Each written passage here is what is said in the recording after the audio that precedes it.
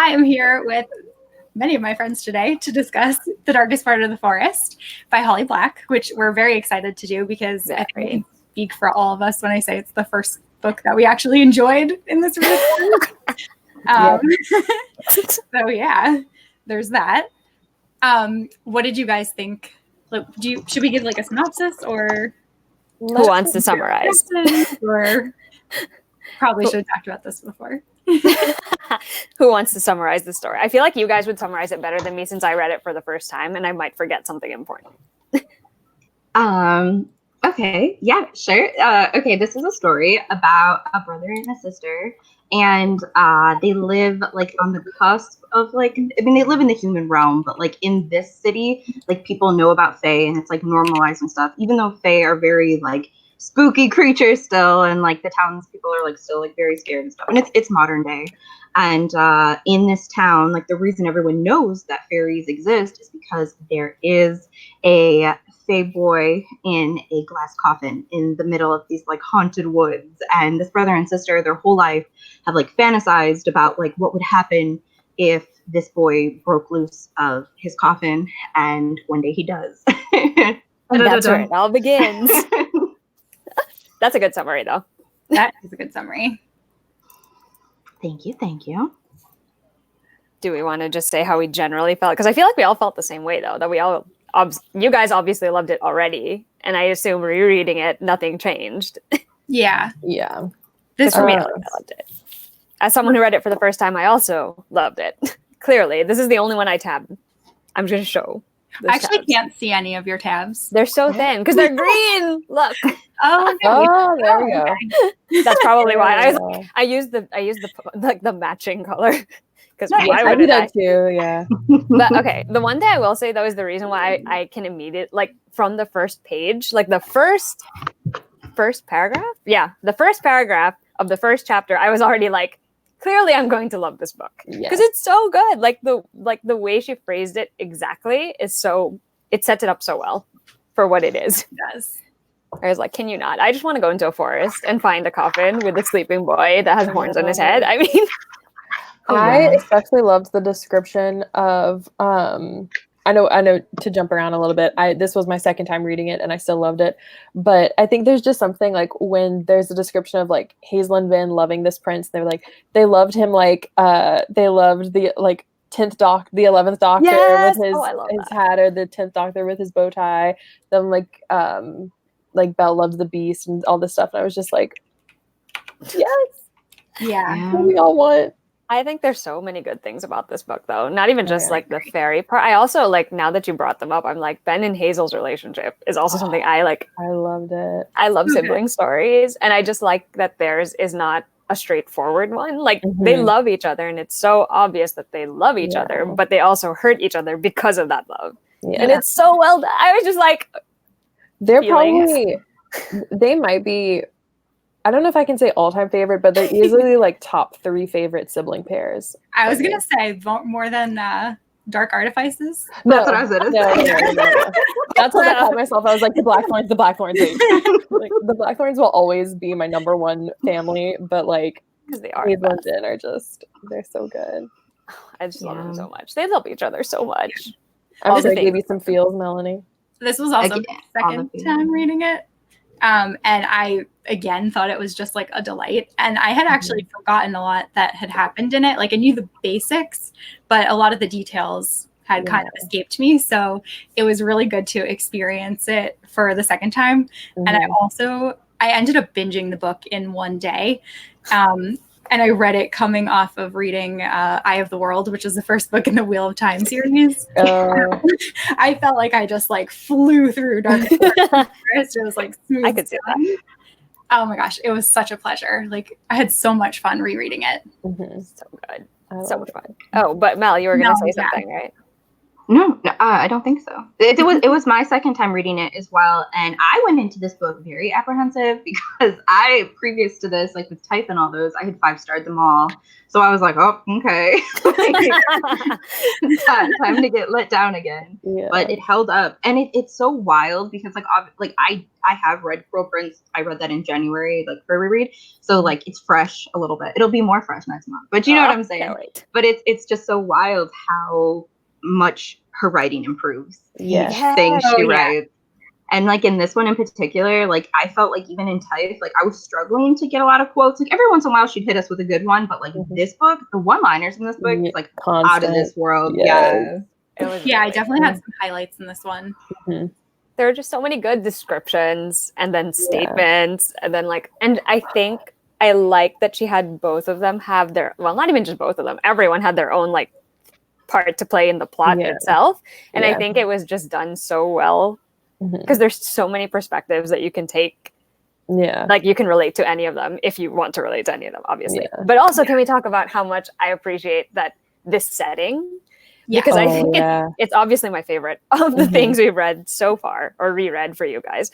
Because it's just like it's still, even if they're in the real world, because they're so close to Fairy, I'm just like, it still felt like we were there. And I'm just like, this is what I wanted. This is exactly that. Agreed. I loved that. The fact that this town is kind of on the border of Fairy and they have this uneasy truce with the Fae. And it's like, no, like you don't take our babies. You don't like you don't mess with us and we like pay you proper due in return. And that was like, oh man, I love that so much. That scene where Jack's mom realizes immediately that it's a changeling baby. And when the mom comes, she's like, no, I'm keeping this one. I'm just giving you a lesson. It reminds me of like when I reread Harry Potter now, and like every reread, I like Molly Weasley more and more, and I'm like, because I'm getting old, you know. And that's how I felt with this one. I was like, Carter and Jack. I'm like, that mom was like the MVP of this book. I'm like, wow, like damn, I loved that.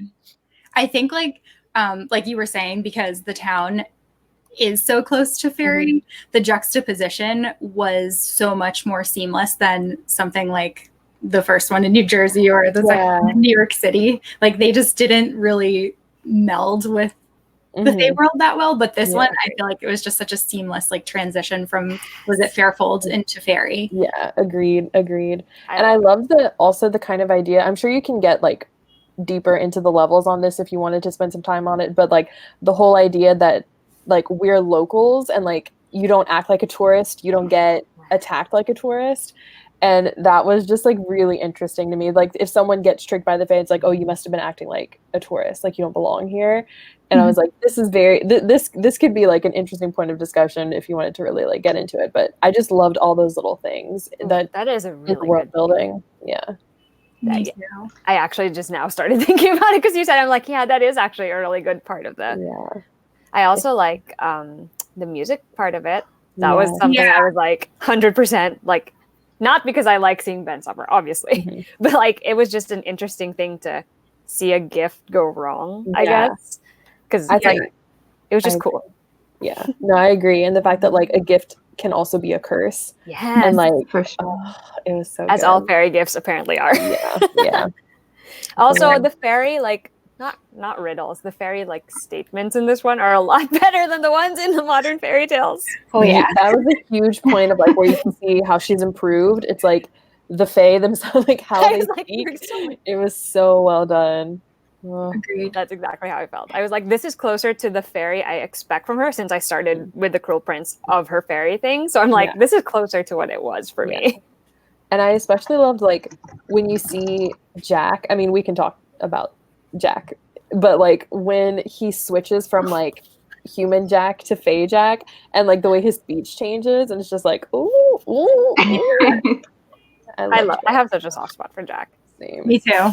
I was like, also separate, obviously. Like, just the back like description of the book that's on the jacket, how it talks, like it's so fairy tale-esque in the way that it's described, and I love how they point out that it's like the story of a bard and a knight. That like I do love that. I did too. I was like that Julia Marillier book. I was like, damn, this is getting read extra hard now. Thanks, Facebook. You know? So true.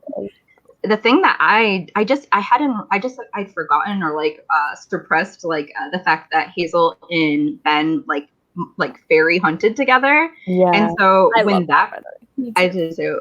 So when that like came up, I was like, Holly Black, and like no shade, like I love it, but she is obsessed with human girls being knights with fairy like princes and kings and stuff. Every single one of her books, everyone, Jude Carden, everything. Like all these people watch so Jude Carden could run, but I'm like, she's obsessed with that concept. Yeah.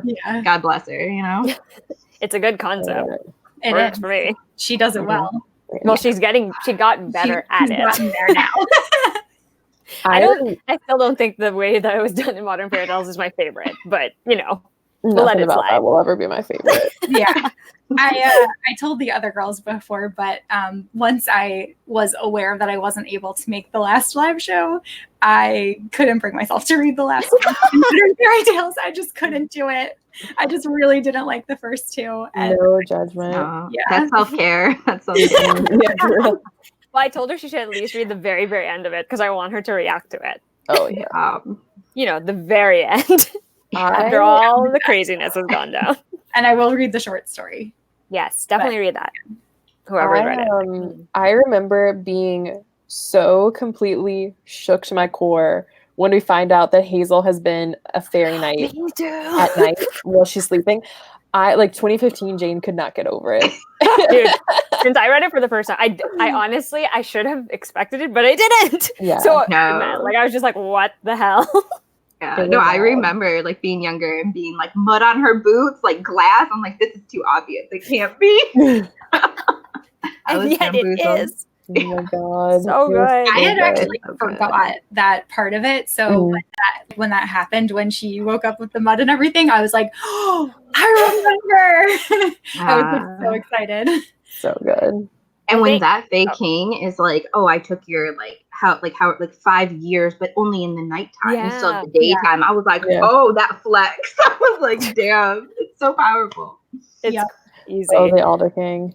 Oh, the Elder King is a whole other. Oh, speaking of the Elder King, I will say, I think of the ones we read so far, this is probably my favorite showdown. Like the final confrontation, because I'm like, it feels very well done compared to the others. Not rushed or anything, not too convenient. Like, it is sort of convenient, but it's not quite like the way it is in, I don't know, Valiant.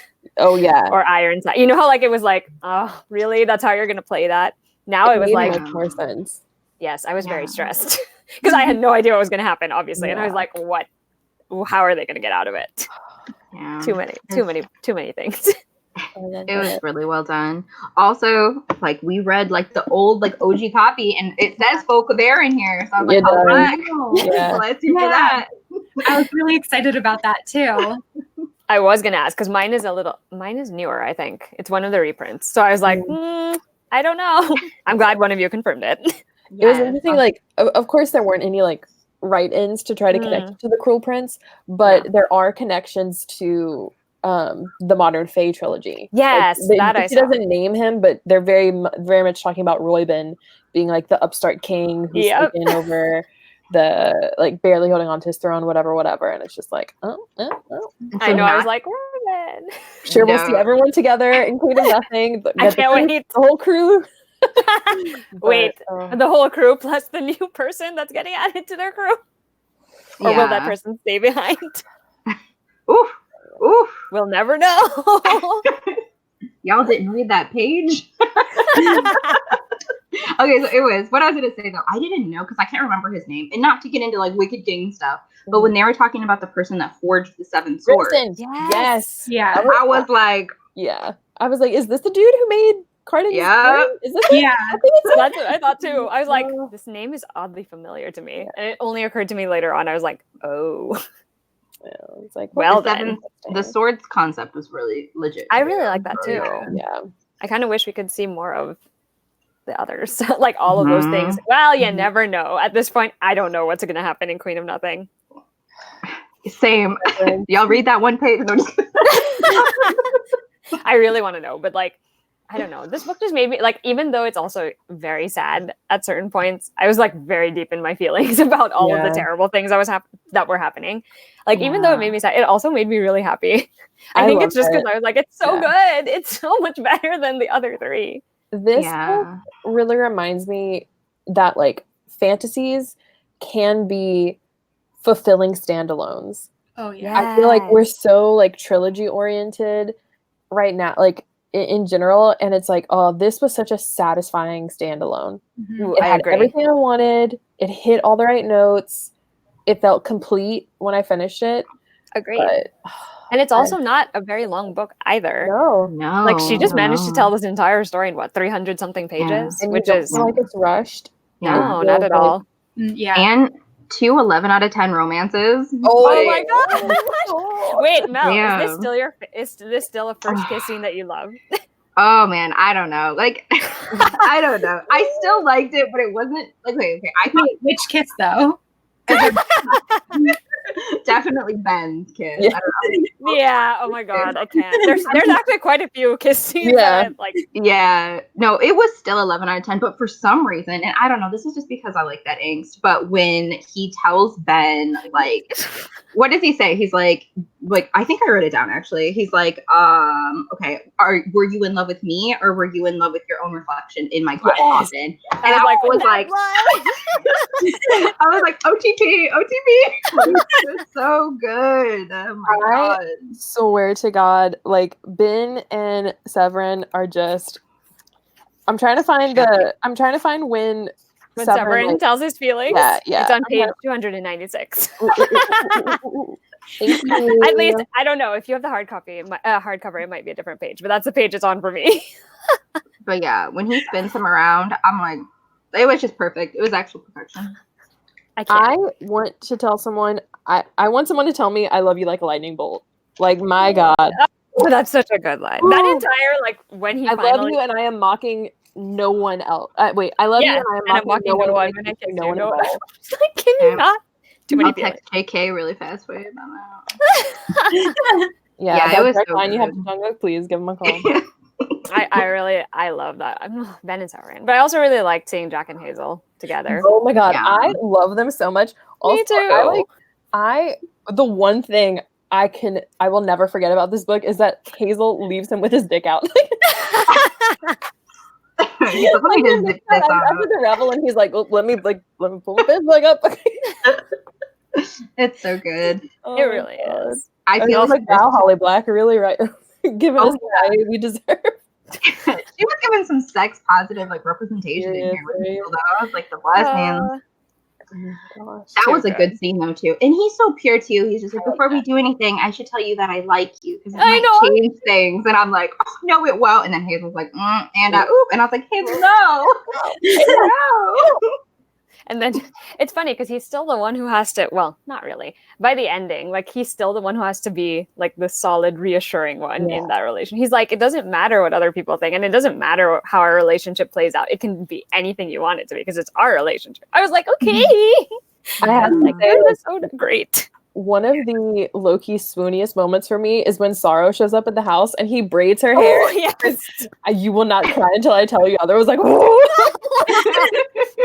that was such a good moment. Like that whole scene, scene of Sorrow in the house was like beautiful because then Ben plays the piano. Oh my god, like so deep in my face. That 3 lines of Jack and panning, I was like, yeah. Too many feelings. And once again, the fairy rebels were a thing. Oh man, they were. Like, I have nothing else to say about them, but that they were a thing. It was a lot. I was reading this and I'm like, yep, this is exactly what would happen. While we were on the subject of Jack, let's talk about the fact that we don't collectively talk about the fact that he's the Alder King's son. It's like, surprise! Yeah, which is another thing I had forgotten about. I did too. I didn't even like fully register it until we got to like towards the end when they were resolving everything. I'm like, hold on. I was like, wait, did I misunderstand this? I mean, It makes me wonder too if he will play a role in like the battle to come, because obviously Severin's up in there. So I'm like, does that mean he's gonna drag him along? And that he like joined him by his side. Yeah. So he is clearly high in the court. I want him to be there. Me too. I do too. Me too. Well, I think if Hazel's there, Jack will be there. Yeah, I love that when he was like you know, a girl for his champion. It's just like, oh yeah, I love the way that I love that last line when he says that he picks her. Once again, girls being the knights. It's so good. So good. It really is. I just love Jack a lot. I have such a soft spot for him. Yeah. But I also got really emo when he said to his mom, like his real mom, that he was like, let me have this like one more to life. Yeah. I was like, okay. And he's like, I know it's gonna end. I know it's gonna be sad, but then I will give the rest of it to you, like after. I was like, you're not. Oh. He's such, for a fairy, he's like so in touch with his emotions. Yeah. Well, actually, for any sort of being. Yeah, like when the whole town is turning on him, he's like, his mom is like, you're staying with us, like you will be with us forever, and he's like, no, I'll go if it means that, like you guys will be okay. And it's I was like, okay. But so I do appreciate that his family never once wavered in being like, Jack stays with us. Jack loves like, we will let this town burn before we give you up. I know. I was like, great parenting. Yeah. The MVP. Like, seriously, look at this. That's actual tears coming. Like, it's so good. I know. At first, I was like, why is his mom not letting him in the house? Is she really that angry? And then later, when it gets revealed, like, oh, they're all going over there to like talk. I was like, wait, no, don't do it. Support a family. Yeah. Meanwhile, Hazel and Ben's parents. Oh, I was like, that was such a big thing. Well, it didn't like it. I think it the same way that it doesn't register for the two of them, where they refuse to acknowledge it in the book for so long that it's so terrible. Like it really doesn't come together until you're suddenly thinking about every single thing that their parents never did when they were kids. Yeah. It's so. I was like, this is so terrible. I don't know how you guys are all like fine. Well, fine. Yeah, but it was well done though, because I think like neglect is like something that doesn't get showcased, especially not in 2015 phase standalones. You know what I'm saying? And how they like did that, like that was really well done. Yeah, I think he really does tackle a lot of interesting topics in unique ways in one book. It's so impressive. Yeah, like I really can't. One of my favorite things was that like one of our main villains kind of is sorrow, and like how do you battle sorrow, and it's something that everyone experiences. Like it's just so, I thought it was so powerful, like her all the things that she would do, and then when you find out like her backstory for how she got to where she is, I just like felt so much for her. Oh yes, absolutely. I like how she resolved that though, actually. Me too. Yes, because I think that's the only way. It's so good. So many things are so good about this. Ooh. Yeah. Yes, we just got a comment that like I can't get over them having to eat dog food, and yes, I agree. Cannot get over that. That was Neville Yoongi. Neville Yoongi, hello. My favorite person. We saw your face today. We were like, oh. I was like, I can't believe. I was like, I know obviously that she wasn't gonna look like Neville Yoongi, but we were. But I was still surprised. You're a cutie. I was still surprised. But yes, I also cannot get over that.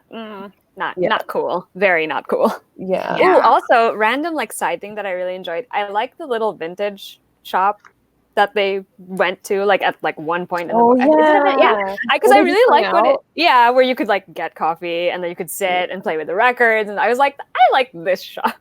Did not like how that the owner of the shop behaved later on, but like I like the shop itself. Yeah. Because I thought it was like, oh, that does sound like a place you guys would hang out. Yeah. I also really liked how there were so many notes in walnuts. I thought that was just a really fun touch. I remember that being a big part of the marketing plan when that book came out. I actually don't remember anything about the book before it came out. It was well, and I think it maybe got brought up again for Cruel Prince, but like part of the marketing was like when it got sent out to bloggers and stuff, I think there was like a little note in a so cute. Oh man, I wish I had one of those. I know, me too. I would like also, or you could send a story. I mean, either one is fine. Yeah, I will accept either as an option. For real. But also like I shouldn't find it fascinating, but also this entire like woods aspect of it. I was just like, ooh, I want to walk into a wood and also encounter fairies, preferably not the malevolent or really distraught kind. But, you know, it would be a fun thing. Yeah. I agree. Oh, side note for Ben, the whole revelation of what goes down in Philadelphia. Yeah. I was like, this is a lot. Again, it's another thing where I was like, wow, this is a lot. But I do like that at the ending when he and Hazel finally have it all out, like they tell each other the truth about, you know, whatever's going on with both of them. And he's like, it wasn't your fault. It wasn't you. Like, this wasn't you. Like, it clearly wasn't you. It was that person's problem. And I was like, you could have just talked about it, but I love that you never blamed her for it. Yeah, I love that they always still pick each other. I know. Like in another book, it would have become a source of division between them, and like Hazel and Ben don't speak anymore, blah blah blah blah. But like this hunt for the prince will reunite them. But Holly Black was like, nah, bitch, these siblings are ride or die, and it doesn't like even if they're hurting, it's just like, nope, still gonna go after you. I think Jack said it really well too. Like when he is talking about, when Hazel is like, "Ooh, I don't know, like you're Ben's best friend," and he's like, "I thought that would make you want me more," and she's like, "What do you mean?" And he's like, "Well, you guys always seem to want a piece of like what the other one is," and it's not like a jealous like competition. Like they just love each other and want to be part of each other's lives. Yeah. And I think the fact that Jack like got that too just shows how good him and Hazel were together. Yeah, I just love them so much.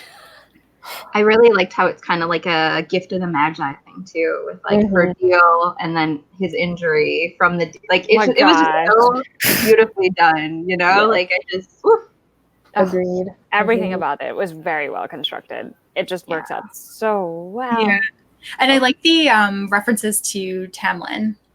Oh yeah. That was unexpected for me, but it was also very good still. Yeah. Regardless of that.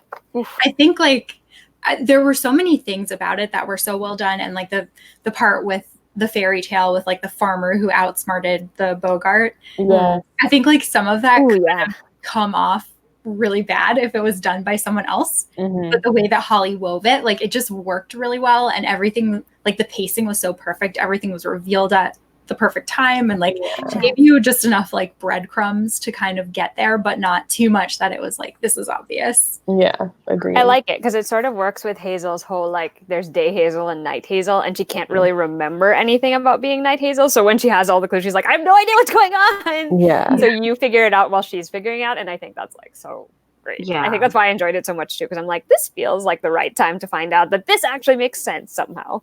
Yeah. Like nothing felt unnecessarily thrown in there just for the sake of this is a fairy thing. Yeah. All of it was just like, this makes sense in this particular fairy story, which was so good, and I love it so much. Clearly, that's all I can say about it at this point. It really was. Like, I'm so glad it held up for you guys. I feel like it would hold up for me too if I read it again. Yeah. I'll be intrigued to see, like, now when we go into rereading The Cruel Prince, like,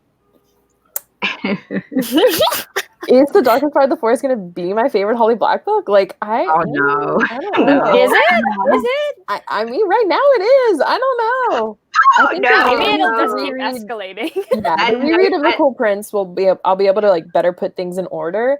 But I was just reminded of how much I just freaking love this book. Like it's almost perfect.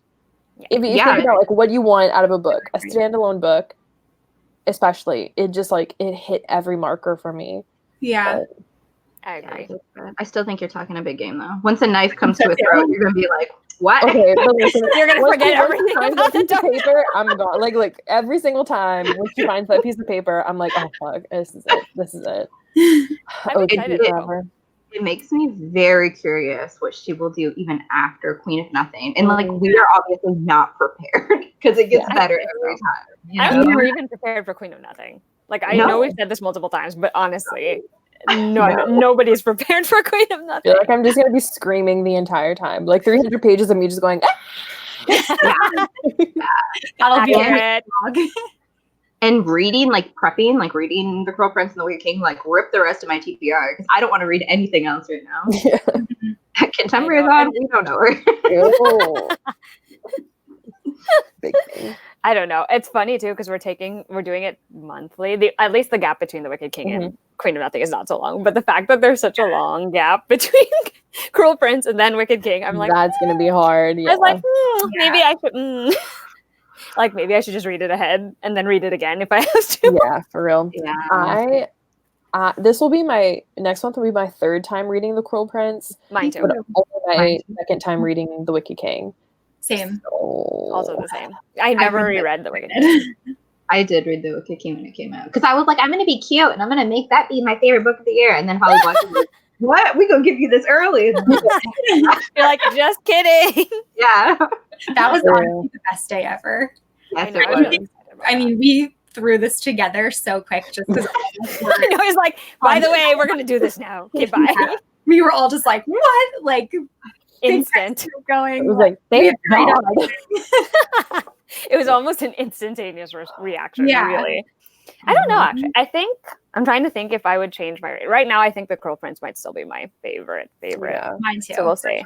I will say that I think I like Cruel this more Prince is than still number one, but Wicked, Darkest though. Part of the Forest is before Wicked King. that same. wait. I was about to say that. I think. That's what I was I gonna think say. feel the same. Yeah. Yeah, like But I Cruel have to Prince, reread it Darkest- first before I Wicked King. actually. Wait. I was like, what? Wait, you guys like Cruel Prince more than Wicked King? Yes, Yes. Yeah. because I This is not to say that I do not appreciate the things that the Wicked King has to give us, because I do. that's right. That's right. I think there are scenes in The Wicked King that I love, Oh yeah. but We know overall, Junior as a reading experience, I still prefer The Cruel Prince, mostly because, and not to be like a spoiler to everyone, Who anyone hasn't yet read watching, it? but like, there's a whole subplot of The Wicked King that I was like, okay. I like that. Yeah, I mean, I didn't dislike it. I But you liked just like- what it provided in the overall storytelling sense. But as I was reading it, I was like, okay. I still liked Cruel Prince better also, but Yeah. Oh yeah. I mean, I love Wicked King, Yeah. but like, there's just something about how the Me Cruel Prince was too. constructed for me, like story-wise. Like for me, it was very. It's definitely obviously a different experience from Wicked King, because Wicked King is like, this is the fallout from what happened in the Cruel Prince, and I think in the Cruel Prince that's what I enjoyed so much, like the entire build up to that big thing that happens. Yeah. Wow, I'm trying to be very non-spoiler, even though I could probably just spoil it. speaking of Wicked King, there was a part in Darkest Part of the Forest that I was wondering, like, ooh, is this connected? Because they talked about like the underground lake. Oh yeah. It was like, yeah. and I was like, is that Is that what I think it is? I wasn't sure. I didn't know if you guys had noticed that too. I was like, I feel like I was. It was like That's a good one shout. sentence kind of thing. Yeah. But I feel like there's a lot of that though. Like yeah, there are a few things where I was like, maybe, but maybe I'm also just reading too much into something that's probably not there. I don't know. Who knows? No, I definitely think that probably, because I feel like at this point, like we haven't had like a good visual of Fairy yet. So I'm like, I wonder how hard she was crafting Fairy while doing like the original trilogy and this, you know, and now she's like, okay, yeah, there's a lake. Bad people down there. You know, like, She's like, it exists. I can use that. yeah. Ooh, I am excited to read The Wicked King now though, because I can't definitively say it's my third until I reread it, because I've only ever read it once. Yeah. I refuse to Same. I Twin feel Towers are gonna come out. like even after rereading it, I'm still not going to be able to rank it until Queen of Nothing. Sure. Yeah. Queen of To Nothing. be fair. Very fair. Yeah, because we're gonna be so biased, because it's gonna be like, oh my god, next week, you know. So Yeah. Yeah. It'll be I don't know. interesting once Queen of Nothing comes out to like rank that trilogy. Well, we have to. That's gonna happen. I don't know. That'll be tough. Yeah. I want more good scenes, you know, the kind that we have in The Wicked King. Yeah, that we when just the need more of. I'm gonna tell you what, like the best thing I've read my whole life is that Queen of Mirth scene. Like seriously, like woo, you know, it's just so good. For that alone, I'm like, I don't know. Wait, does that mean The Wicked King is your favorite of all Yeah. of them? Okay. Yeah, it's this way. It's Melanie's. Interesting. I mean, as I read them both right when it came out, January 20th. So I read them both then. Yeah. So it's been a little bit, but I do remember like vividly liking the Wicked King more. So I'm like, what? But I don't know. It's just, I mean, obviously we will talk about that in November when we get there. Yeah. What we definitely should do too is like pick our favorite part of the Cruel Prince and pick our favorite part of the Wicked King. Yeah. I like this idea. I don't know. That's really hard. Even just now, trying to think of a favorite part, and even just Cruel Prince, it's very hard for me already. I'm like, It's the paper. It's the knife. I am such a basic bitch, but I'm like, it's the paper every time. No, it's me. It's me. I forget And the you're line. like, oh. Yeah, it's like the line is so good. Like the way that Holly Black will do like these short sentences and like structure them, it's just like so powerful. But it's like the ocean pulling me under, and I'm like, yes, bitch. Like I'm like, it's just so good. oh, I'm so excited. I like that we're preempting this already. I know. So, what was probably your favorite part in this then? Ooh, good question. I was like, you're gonna make me choose between every single kiss scene. I know. I was thinking, I was Just like, kidding. Well, which declaration actually, scene, which kiss scene? I don't know. I know. I was like, do you want to be extra specific? Oh my god. I don't know. I can't pick. Hold on, I really have to think about when this. Severin confesses to Ben, like when he's about to die. Ooh, that's Yeah, it is good. I also like. This isn't my favorite, but another part that I really liked was just like the initial like Hazel and Ben like giving Severin stuff, like leaving it out for him. That was really good too. I'm like, nice. Yeah. they're like, we'll give him coffee in mason jars. Hope he likes cream and sugar. I'm like, yeah. I was like, you're so cute. Which makes me like, oh god, never mind. I'll say this in our chat. Hold on. There you go. Which one do I like? I'm gonna cheat and say I like the very, very end. Like it's not even a scene. It's the it's the part where they describe them all being together in Fairy, where where Severin's the king and Jack and Hazel show up and Ben's there playing music. I'm like, I love this so much. It makes me so happy. Yeah, it's there a prince of the folk takes up the mantle of king, embracing a changeling like a brother, and with a human boy at his side, names a girl his champion. So I was just that entire scene makes me so happy. Yeah, well, maybe that's mine too. I'm gonna have twin powers activate. I think my favorite part is when Jack goes to buy time for Hazel, and then she puts the clues together and realizes. I love that one too. That's such a good one. I thought that was like, I was like on the girl just like. I love it when she's like, figure it out, Hazel. Yeah. Like, oh shit, I buried it. Yeah. Jane, you need to do TikToks, like the reaction to that. 11 out of 10. That was a good one too. Also, just the mental image of Ben visiting Severin every single day during their lunch break, just to talk to him for fun. I'm just like, okay. Yeah, but like, can you imagine that? Like, okay, I'm gonna take it to a level, but I'll take it there. Like, let's say that like Park Jimin was like a fey prince in a glass coffin, and I came to him every day and said, like, I couldn't look at that man in the face. You know what I'm saying? Like, I was like. You know, never look him in the eye again. Yeah, no. I would literally like give my brother the clothes. I'd be like, "Here you go, you can go clothe him. I don't want no part of it." And not make out with someone on top of the coffin too. Yeah, like, I love that part too. When Ben was like, "I brought a boy and made out with him." On top of him. Yeah, and pretended it was you. I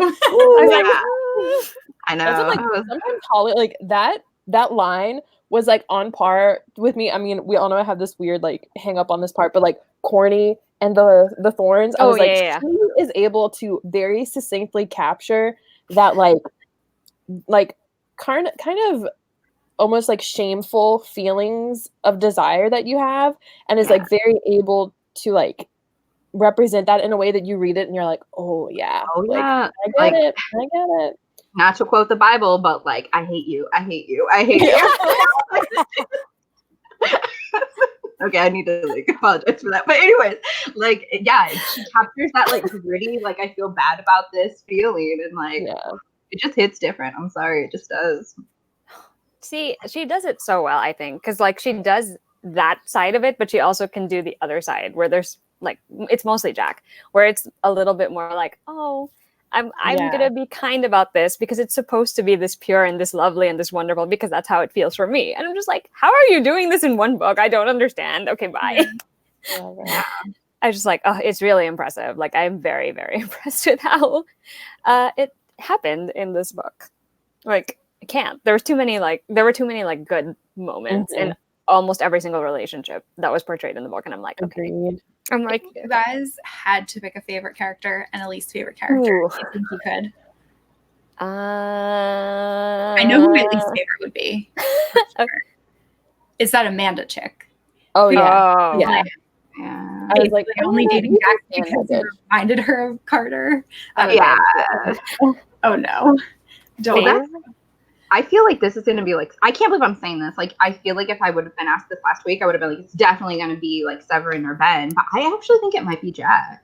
I was thinking that too. Which is so wild. I never, 2015 Melanie was not feeling that way. I wish 15-year-old Melanie, 2015 Melanie was not feeling that way. I mean, they're all such great characters. I think Hazel might actually be my favorite. I think. Oh yeah. I think I just like the character journey she kind of goes on from the entire thing. Same. And I think I was also just like, I really just love how much she cares about Ben and wants him to be happy so much so. But she also wants like, and there's a part of it where she admits it to herself that she's also a little selfish about it. Yeah. Like she wants that for him, but she also wants something for herself out of it. Yeah. Which I was like, okay, fine, you're being human. Plus her whole like hang up on like, I can't be in a relationship because I've never been in one and I don't know how to do this. Yeah. I was like, child, calm down, it's fine. And seeing her just like cope with like giving up those 7 years, like so like, you know, recklessly, so it was so good too.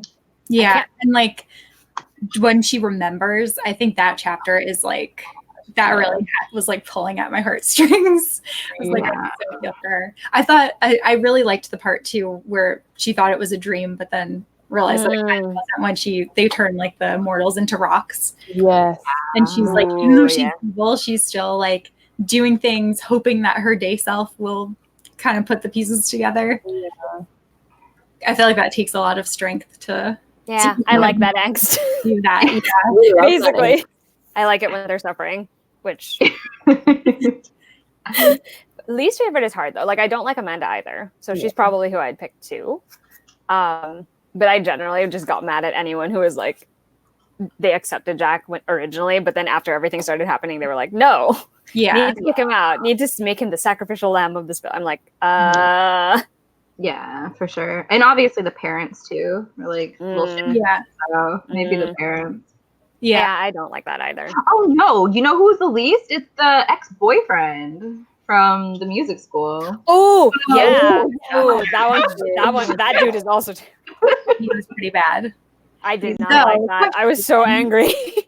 Do you guys think that Ben did enchant him, or do you think they were real feelings? And do you like with his teacher too, who had the heart attack? Like, do you think that is Ben putting guilt on himself, or do you think he was kind of responsible for those things? You know, that's a really interesting question. Yeah, like I read it as like, I didn't read it as him with the guy, but I did read it as him and the teacher. So I'm like, same. Yeah, oh my word, you know. It's a good question. But it's an interesting thing to think about because it could have gone either way. Yeah, because she never like confirms, because I guess there really isn't a way to confirm, but he clearly has these like guilty feelings. Yeah. But it's interesting though, because does it have to like he assumes that he's out of control, but maybe he doesn't realize he actually has intentionally done it, because that's a possibility. Because that's what happens with Sorrow. He intentionally does play the music that plays out the entire story of grief. But like with the others, was it intentional, or does he just associate it with them because of like he went to a music school and this person was a music student with him and this is his teacher and he was in the room and he was angry? I'm like, that's an interesting question. I actually never thought about that, but now that you mentioned it, I'm like, I don't know. Could have gone either way. That's like one of the reasons why I really like it too, like the book as a whole, because I feel like that's just an interesting thing to be like left up to the reader. Yeah. To decide. That is an interesting thing to think about. Now my brain is like, let me reevaluate this entire story. Yeah, for real. Oof. So good. I just love it so much. Me too. I'm very amused. I feel like that was like exactly what I needed after this week. Like this book just like, did it for me. It was really good. Yeah. I quite enjoyed it. It was very hard for me. I was trying not to read ahead because I was like, let me just do it day by day. I mean, like I know Jane read the last two parts together, right? You read them. Yeah. I would have done the exact same thing because of where that part ends. The one on Thursday, I was like, it's like I can't stop. I just need to keep going. Yeah. See, I was nervous because I started so late. I didn't start until like Thursday night. And then I was like, oh gosh, am I going to finish in time? And literally after the first chapter, I was like, oh, I'm not putting this down. Like, I'm No just going straight through. Actually, it reminds me of how I felt when I picked up the Cruel Prince for the first time, because that's the same thing that happened to me. Because I was like, let me just read one chapter. And then I think Kristen's the only one I think who knows it. I just sat on the couch and I finished the entire thing in one go because I was like, uh-oh, can't stop now. Too many things happening. I think it was just such like a compelling opening because first of all, you're like starting with this glass coffin in the woods with this like horned boy in the middle of it. And you're just like, what? And then you have Hazel like making out with all of these random people and like talking about her insecurities. And you're just immediately like, I need to know more. So in it. So good. I just love it so much. It just makes me so happy. Yeah. I feel like Holly Black's just like the queen at writing atmosphere. Like even with Type and them, like the atmosphere was still good. It was still, I can agree with that. She gets it. And it just gets better and better and better. Also, Coldest Girl in Cold Town too. I really love that too. I've never read it, but I will eventually after we get through the fairies. Fairies first.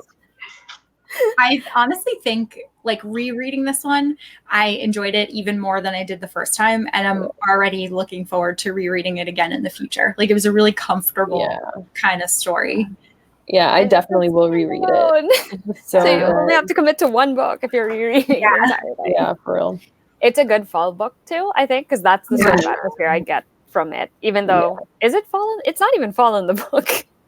I don't know. I don't know. I mean, school is going on, so it's got. It should be, right? Like, although it doesn't give me that, but like the way, like when I read it, I was like, "This is a great October book," because that's how it feels. Because it definitely doesn't seem like winter. Oh, it's not. I don't think so. Because the clothes they were wearing didn't sound like winter clothes. No. Yeah. Just basic. Oh, by the way, speaking of clothes, a random thing that I enjoyed was like Hazel'S wardrobe.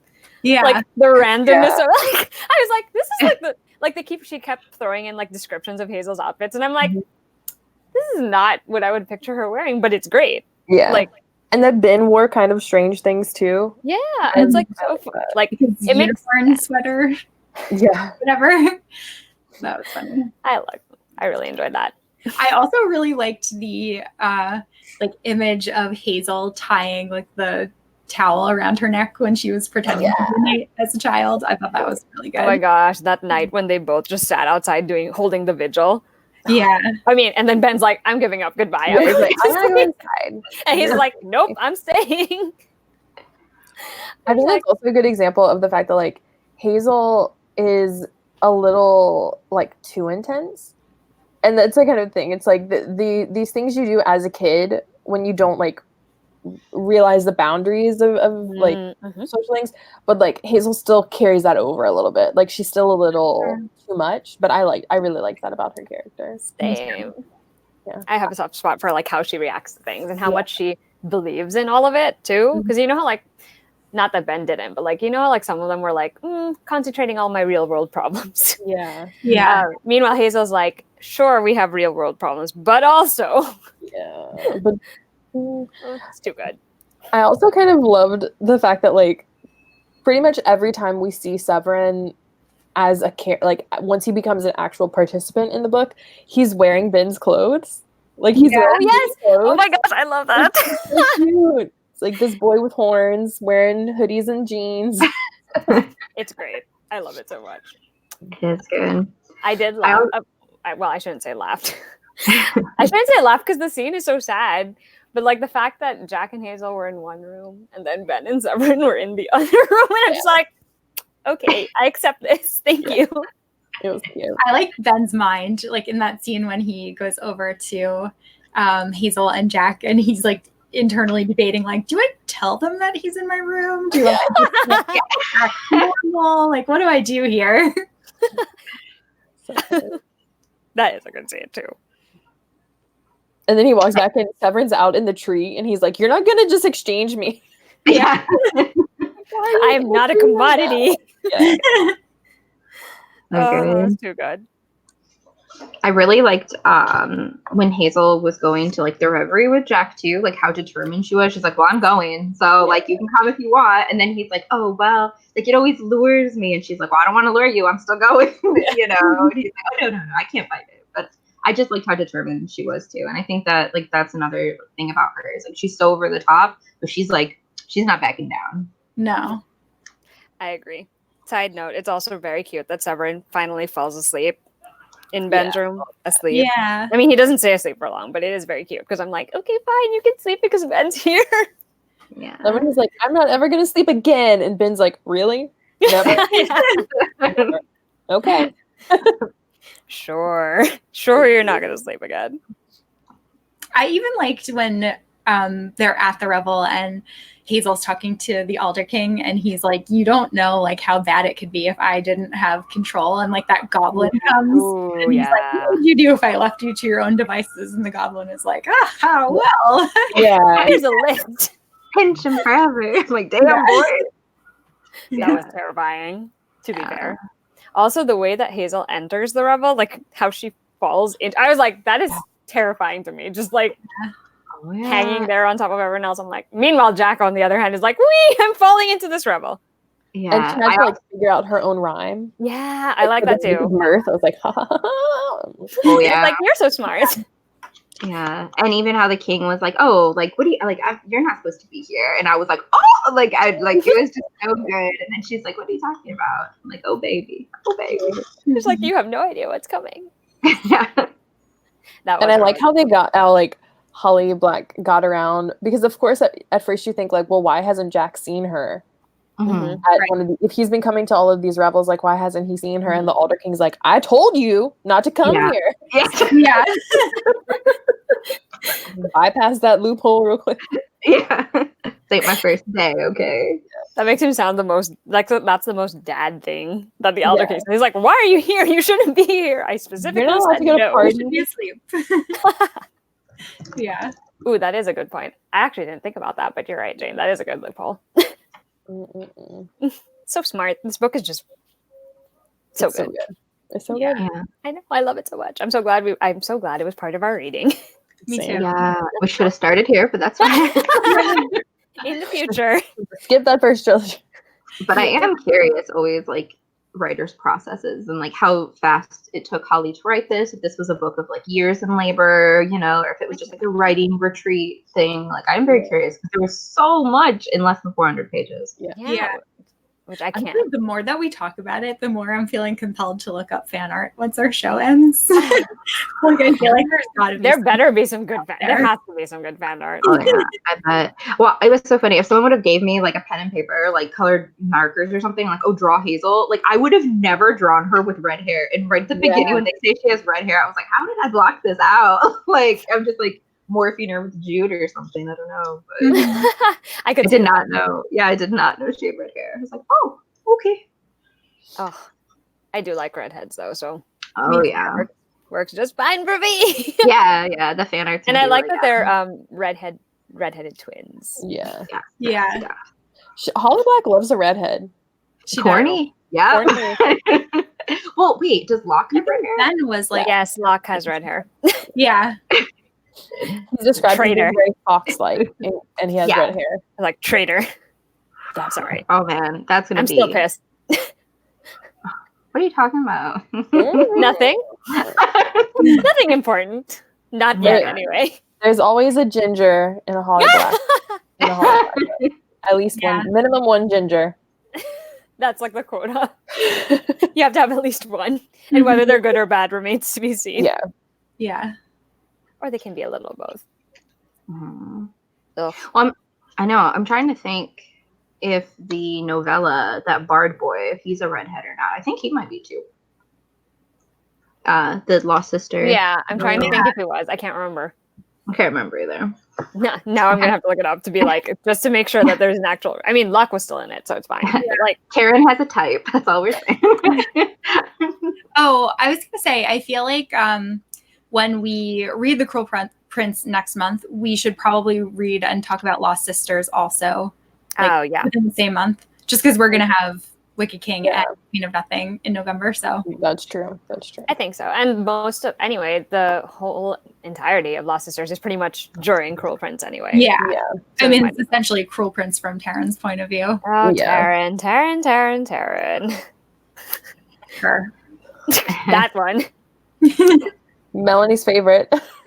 Hey, I'm telling y'all, like, y'all are gonna be eating crow on that. I'm sorry. It's the truth. Yeah. I mean, Holly Black's too smart. It's that one page. Oh, yeah, for sure. Here's I the have thing. no doubt that she's going to attempt to do something with her, but I'm not foreseeing myself switching my opinion right now. I mean, Can we I don't hate her. Like, I am mad at what she did, but like, I'm just indifferent. I'm just like, Yeah, can you that's just how not I be am. in here? I'm just like, you don't have to be here. It's fine. I'm just so focused on Jude and Carden that everything else is like, Exactly. okay. Everything else is kind of like a blur in the background. You know, everyone else is out of focus. It's just them. Oh, Taryn. But I will not be surprised if Taryn comes through. Yeah. We'll see. I got everyone's always like, Melanie's a Taryn fan. I'm like, I'm not. I just feel like I got some faith, okay? Like, let me, like, first of all, there's Carden and then there's everyone else. Like, write that down, jot that down. No. But seriously, the Lost Sister novella had my favorite quote of last year. Oh, Okay. I yeah. wonder if it's the one that I highlighted as well. I'll be interested. I remember that one too, yeah. Next about month. Oh, yes. Yes, I do like that quote a lot. I can probably, I don't know, will this fit in the chat? Oh, no, this will not fit in the chat. But yeah, it is, it's so good. I like that quote a lot. Yeah, that's the one I have highlighted too. Right? I'm like, can you believe that she did that? She gave that to us? I'm like, damn, Holly Black, we don't deserve. Getting better and better, I'm telling you. Also, I will point out that I so rarely now read stories where it's more like urban paranormal, urban fantasy. Like, it's not something I tend to go for. So the fact that I survived the modern fairy tales and then now I really, really love The Darkest Part of the Forest, I'm like, great, cool. This is the kind of like thing that I want. Yeah. Where it's sort of that, but it's not entirely that. Well, it's so weird because it's like, oh, fae stories, stories set like in a wood setting. Like, these are things that shouldn't be like hard to find, but they are hard to execute for some reason. And like, that's why like Holly Black's the best at it, you know? Yeah. Agreed. There was a quote in Darkest Part of the Forest that was like just a quick thing, but also got me thinking. Like, she said, I forget who it was. I think it was that girl that her name started with an L, but now I can't remember what it was. Her like friend. Oh, yeah, yeah. The one that gets attacked. Yeah, like she said something like, how can you know what's in their true hearts, or like something along those lines, like how can you trust them? But it's like, how can you know that for anyone? Like, I felt like there's a good bridge between like how fairies and humans aren't necessarily that different. Oh, yes, that is a good point. Leonie, that's her name. Yeah. Of course, I find it like right after you talked about it. I was like, there she is. Ooh, that was creepy though. I mean, to her, she's probably like, what the hell is that? I like when Hazel is in the school and she like breaks into the girls' bathroom and starts kicking open the stalls. And her friend is like, whoa, you're like freaking me out. What are you doing? Like, you need to calm down. She's like, it's not in here. I also laughed because like Carter and Carter's friend find them, right? And then he's like, you should get out. Everyone's worried about it. And she's like, why don't you get out? Yeah. I laughed. I was like, of course she's not going to leave the school, guys. And even if she like MacGyver's scissors to be like daggers. Like breaks that She's ready. Telling you, man. We love a badass in this. We do. Yeah. I just love her. I also liked, I think it was Severin and Ben when they were talking about like different types of love. And he's like, oh, like with like our love, like it just snaps, which I'm like, but you know, anyways. Oh, you mean the one where she's like, we love until we do not? For us, love doesn't. I have that tabbed. Yep. It snaps like a branch bent too far, that part. Yeah. And like, they're just like, oh, it's just so good. And then like, they're like, oh, like, I'm sorry. Like, I've just been around like the fae who think like so much higher of it. And I was just like, ooh, this is like the brewing of Judith Carden. And I just am here for it, you know? Like, I'm willing to give Holly Black this credit. I'm ready. I'm willing to give that to her. Like, she deserves it, you know? Oh, I'm so excited. All of this build up. Like, it is a really good like book for us to be reading right before The Cruel Prince, just because like it's first of all, it's its own complete story. Great. But in terms of like atmospherics and themes and all of that, and like our ideas of the fairy world that she has she's written into her stories, we're all set. I was like, this is great. We know where it's coming from. Yeah. And Roybin and Kay are going to be a good dynamic in Queen of Nothing too. I'm actually excited now that I know who they are. I'm just like, okay, finally gonna see them again. And it's gonna be cool too to see how Ben and Severin, or even maybe Hazel and Jack, feel about like, who are you picking, like other people or Roybin? You know, like what are you doing, buds? You know, they're gonna obviously have a side. Yeah, I want to know. I just want to know. I just want to see everyone back together, whether or not they're on the same side. Yeah. I'm sure they won't be. Oh my god. Oh, I can't wait. I'm gonna be so like, oh, I know who they are now. Now that I finally when you read read The Cruel Prince, you'll be like, oh. I'll probably be like, oh my god, I had no idea up until this point, which I can't wait. See them all, and then again in The Wicked King. Yeah, I'm very excited. Yeah, I'm gonna have to mark it all up. Oh, Drew asked if any of us listened to the audiobook. I personally did not. I have never. No. I don't think I've ever listened to any of Holly Black's books on audio. Now that I think about it, I wonder who the narrator is. I'm just curious. I'm not a big audiobook reader, to be honest. I listened to part of The Cruel Prince on audiobook because Devin was listening to it, and I was like, oh, and I was driving with her, and she was listening to it, and I was like, oh my god, and she was like, okay, I'm turning this off. I can't listen to this with you. But yeah, sometimes I will, but usually if I'm rereading, not so much if I'm reading it for the first time. Yeah. That's very rare for me to do. Yeah, I don't know. I actually haven't listened to audiobooks this month because I got that Audible Escape package, but I literally am 2-starring so I could play World of Warcraft and read. And I'm literally 2-starring everything. I'm like, I'm literally gonna have to like. Right, I'm gonna have to get on here for my September wrap up and like with my whole chest be like, this is why this is a cheap package. All these books are $2. But the little bit of The Cruel Prince I did hear, I am curious now what you've been reading on it, because I'm like, a lot of the smuts. Like no, I read the Casey West book too. That was the first thing. Which one? Like, the brand new one, the one that Kristen didn't like. Yeah, Kristen, that one. But maybe the time, that one, the wedding one. Yeah, events one. I'm just like, it was so funny. I made the joke on Goodreads too. I was like, I buy like the Audible Escape package to like read like erotic romance. The first book I pick, the Casey West. That is kind of funny. Very racy. Yeah, it was so not good. I was like, what are you doing? So I read that. What else? I read, oh my god, Big Rock by Lauren Blakely, Make Me Bad by R.S. Gray, and then Ruckus by L.J. Shen. And then and then maybe all like authors like I've heard of. I haven't read anything from most of them. Yeah. Ooh, do not recommend. I think that's why they're free, like cheaper. They're free for a reason. The only reason I would ever get Audible Escape is to reread something I already liked and I knew I liked it. Like there's a tiny part of me that is tempted to do it because I know you can get all the Bridgerton books, and because I have such a soft spot for that series, I'm just like. But right now I'm just like, no, I can't do it because I have to listen to the rest of first of all, I have to listen to Lair of Dreams, which I have not done yet. Because I have to catch up or else I'm never going to get to before. Well, you're about to have to read Before the Devil Breaks You. I know. For that. You're going to love it. It's on my, I was like, it's on my nights. I can see it from where I'm sitting right now. It's honestly so good. Sorry, not to talk about a different readathon I'm hosting. not to like co-opt this. But you'll love it. It is though. That's one of the only books where I listen to the audio without reading the book first. Because it's so good. It's so good. That audiobook is fantastic. I've always been curious about those because I've heard good things. But this is going to be my first time reading Before the Devil Breaks You with you guys, and I'm really excited about it. I acquired all of it just because after reading The Diviners, I'm like, this book is amazing. And we had 2 5-star buddy read things, Jane. That's wild. That's insane, actually. Look at us. The last thing why are we reading quality books in this readathon? The contemporary thon of that Audible Escape. No, I'm just kidding. Oh no. Well, I was like, ooh. But I might listen to The Darkest Part of the Forest on audiobook to bring it back to that. I might if I reread it. Maybe. You should let us know if it's good because I would like buy that on Audible to have forever, type thing. Ooh. I think that part would be creepy too. Drew said that the part where like they repeat the line that I loved him and he's dead and gone in bones. I loved him. Yeah. I feel like that would be really creepy. That was creepy to read. Oh my god. Yeah. I can't imagine hearing it.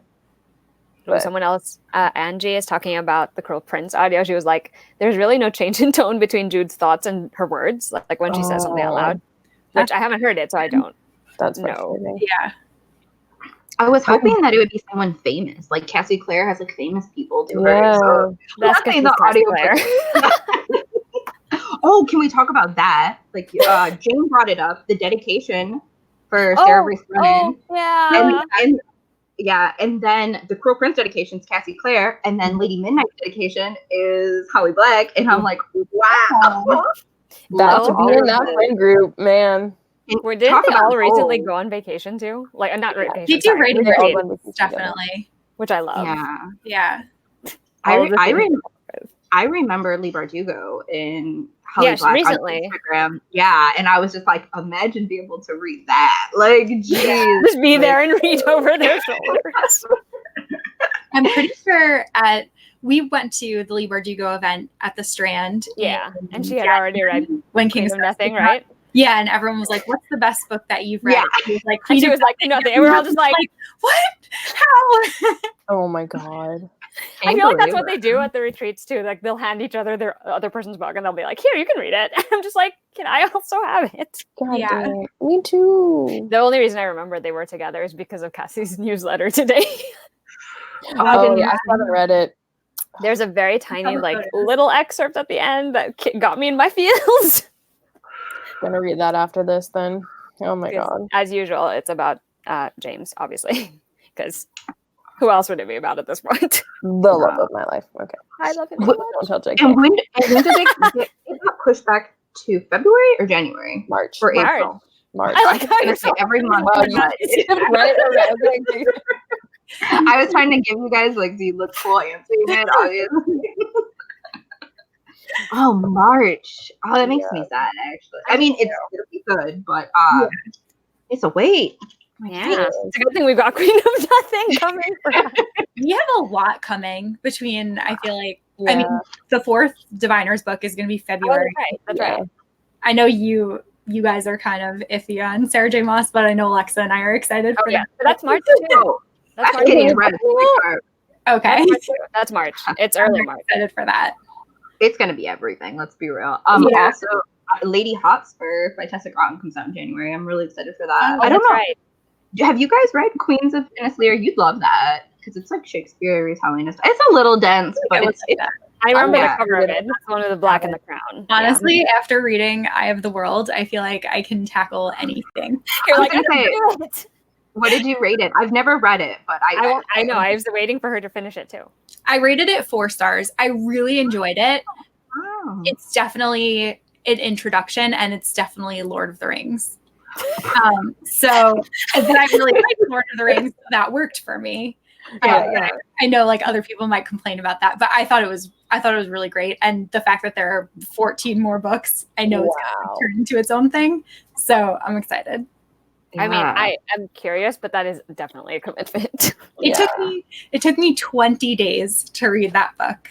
And you guys know, like, my normal reading pace is a lot quicker than that. So, and I was actively reading it. I wasn't ever, like, putting it aside. That's a good thing, too, though. The fact that you kept wanting to be reading it, as opposed to, like, even if it took you 20 days. Like, at least you still wanted to read it. It wasn't 20 days because you were like, I need to stop, and I don't want to pick this up anymore. Yeah, I was never bored. I was always, like, really interested in what was going on. Good. That's always a good sign. Yeah. And I'm happy you're doing it anyways, because I just feel like there's so many, like Robin Hobb, like everyone's read those, and like Brandon Sanderson, everyone's read all those. Or like with that, it's like iconic, but no one on BookTube reads those and reviews those. So I think it's important you're doing it. I'm excited to see how your journey goes. Thanks. Mm-hmm. There are some people that do talk about them, and I have been very much enjoying their channels recently.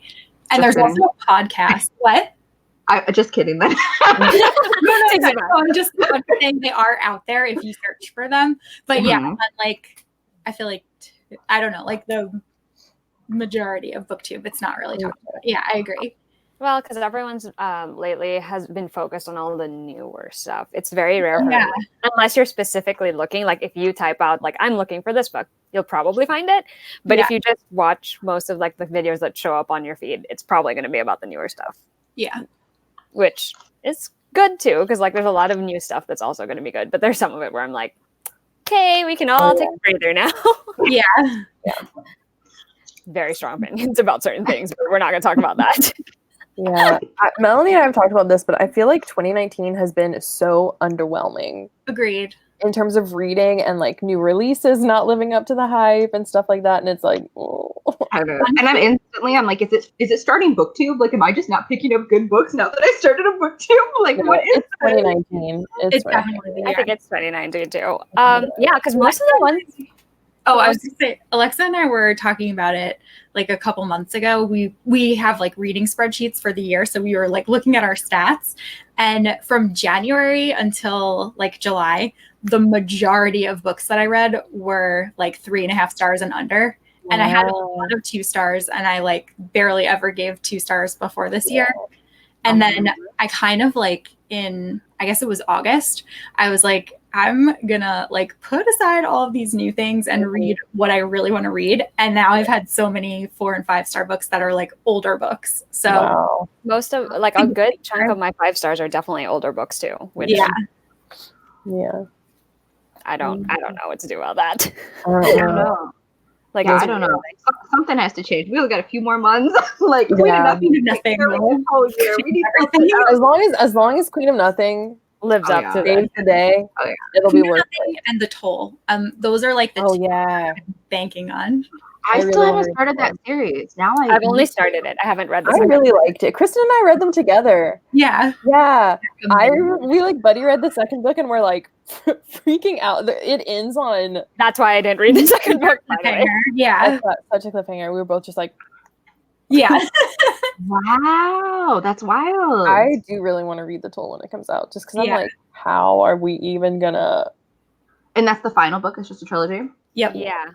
It's really big too. Well, I remember like all these booktubers were like talking about it and stuff like that, and I was. It's chunky. It's thick.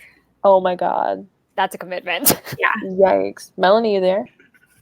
Oh, hello. Yeah, sorry. Back. I was like, I heard it. I don't even tell. I can like hear it, and I was like, hello. My computer's like World of Warcraft. What is this? We don't know. But anyways. I remember like every booktuber was talking about it, and I was just like, okay, this is getting annoying. I'm not even going to read this book. And then come December, like everyone actually had it on their best of list, and I was like, I actually need to read this. Never mind, it wasn't a ploy, you know. Like it's a really good concept. Yeah, it brings up a lot of philosophical questions. Yeah, like it really makes you think about death and morality, but also like morality and mortality and the tie between the two. And like society, like governance of society and things like that. It actually really is thought provoking. It really is, and it's not written in a way where it's like talking down to the reader, which is really nice. But I don't really like dystopian books very much, and I like am obsessed with the series. Yeah, wow. I very much dislike dystopian, and I also really sci-fi heavy dystopian, if you get what I mean, like dystopian.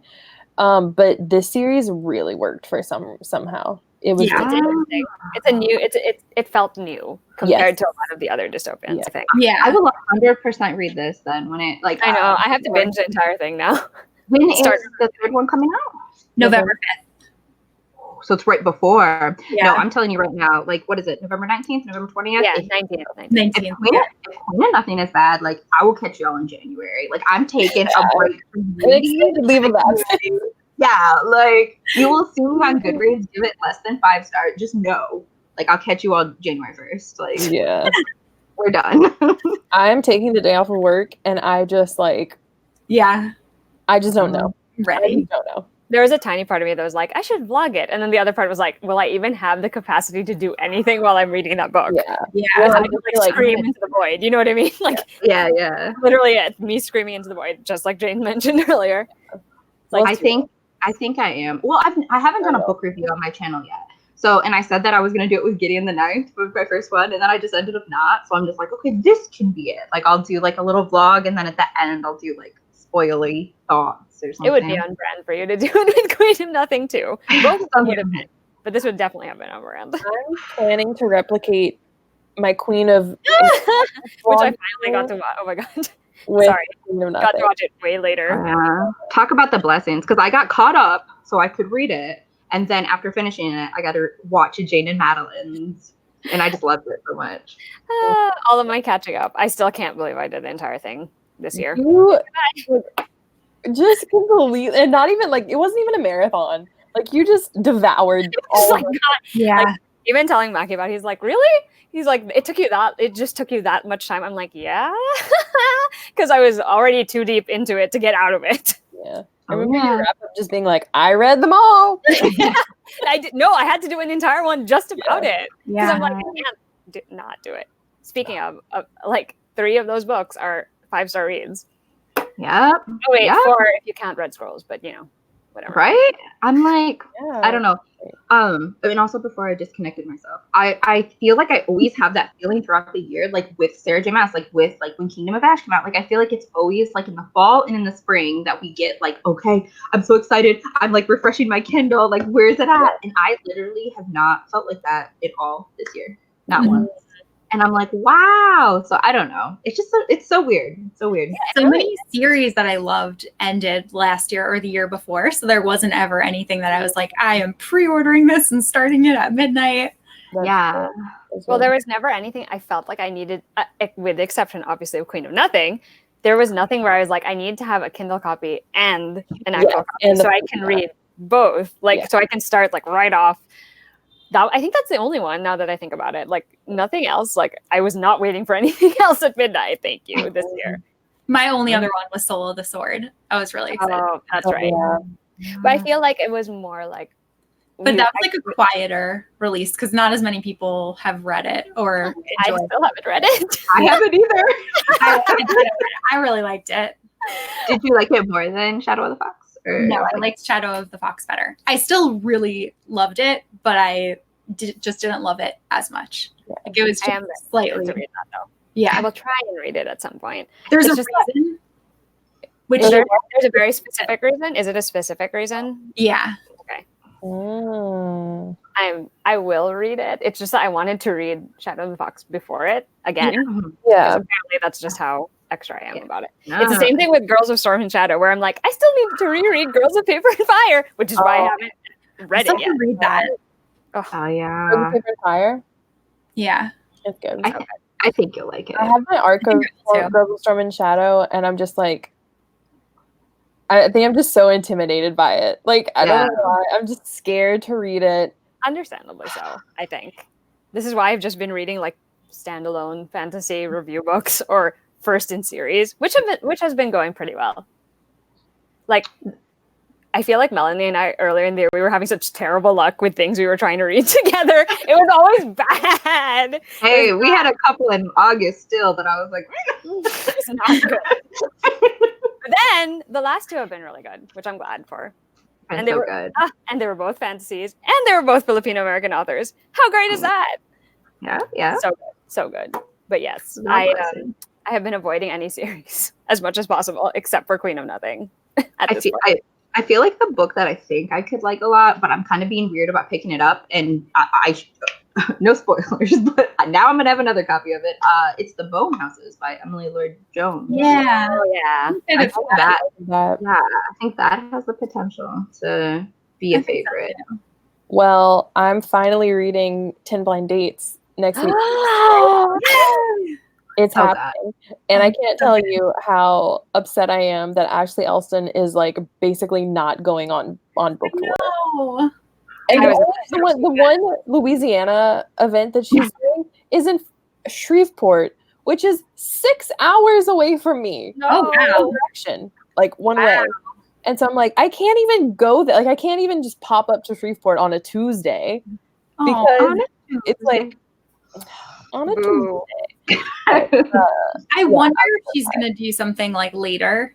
Maybe near Christmas. Do you think? That would be cute. I think that would be a very cute event. I really want to find a copy. I'm so excited about that book. I really enjoyed that one. Have you go to the Louisiana Book Festival again? I won't be there because my friends are so rudely getting married that weekend. How dare they? Interrupting everything. Have you guys pre-ordered a physical Queen of Nothing yet? Not yet. I haven't. Oh, where did you? I mean, they might already be sold out, but I know it was like, remember, it was like an independent thing. You get the pre-order or something like that. Oh yeah. The list was so narrow that I couldn't really find anything. So, I mean, I pre-ordered the Barnes & Noble exclusive copy. Mm-hmm. And then I pre-ordered the Amazon one. And then I also pre-ordered a Kindle one, so 3 actually. Showing some restraint there. The first one that I didn't actually order like a ton of book boxes for, because I was kind of disappointed with the majority of book boxes in the past. So I didn't go that route this time around. And I definitely learned my lesson last year with like Queen of Air and Darkness and Wicked King. Every single one of those boxes sucked. Sorry. And like, I don't have to anymore. But like I not a single one of them I thought was worth the money. I don't think any of them were worth the money. I think like some boxes here and there had some good things in them. Yeah. But overall, I didn't really need them. Yeah. I spent so much money when Muse and Nightmares came out, and it just burnt me, like the whole situation. But I did order the Owl Crate Queen of Nothing. I want to see what the cover is for that one. I was like on the fence because I got the first 2 and I was like, should I get the next one? But I sold mine. Yeah. I actually still have mine, but I'm getting rid of them too. Look, get your money, girl. I made almost $200 off of the 2 of those books. That's insane. I sold the Cruel Prince for $80 because that was in a regular box, and so like everyone had the opportunity to get it. But I sold the Wicked King for $100 on like eBay or where? On the Facebook group, on the Owl Crate Buy Sell Facebook group. Interesting. But if you're in one of those groups, people are always looking for them, especially when like Queen of Nothing comes around. People want to complete their sets. It's like, You can definitely sell them on eBay, and it's just that eBay takes a cut at the end of the day, and I didn't want to deal with that. But yeah, I sold them stuff $200, you know. No, but seriously, I only got the Owl Crate one just because I have the other 2. So I was like, if I get like all the Illuma Crate, the Fairy Loot, I'm like, I am not doing this. Like, I do not need 500 copies of this book. I did order the Illuma Crate, Cruel They are nice. Because the foil, like that just was so pretty. Like I just had to. Yeah. I mean, they draw you in. But I just had to make a hard line. I'm like, no more book boxes. I can't do it. I'm trying to fund a BTS habit here. I can't be buying book boxes.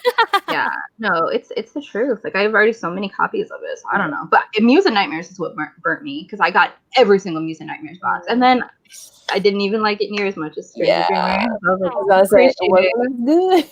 Yeah. So now you can see them all.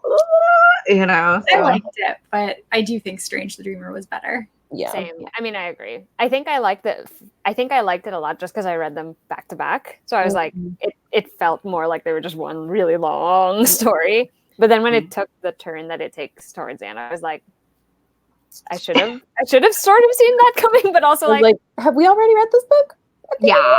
I think we have already read this book and this ending. Charlotte just said that the pre-order pin for Queen of Nothing is actually in the Owl Crate box for Queen of Nothing. So that's good to know. So if you could find anything in the pre-order list, there you go. That makes I do like that a lot. Yeah, but that was me. I haven't ordered a normal cover copy of it yet, just because I'm like, I don't know if I want to try to go to one of the indies or up and now. Yeah, I don't know. I also thought, are those virtual signing, the Good Choice reading ones, still available? I think so. I can't remember. I think so. I don't think there's a limit on that one. I haven't done it yet though. But the 2 Barnes and Nobles I have, the Cruel Prince and the Wicked, they're both from that. So Same. I'm hoping that she'll do a New York event. So I've been like looking to see if I need to cancel anything. Yeah. Her and Lee Bardugo's tours are so weird. Like such a weird flex. Yeah. So I don't know. There's been a real lack of New York events recently.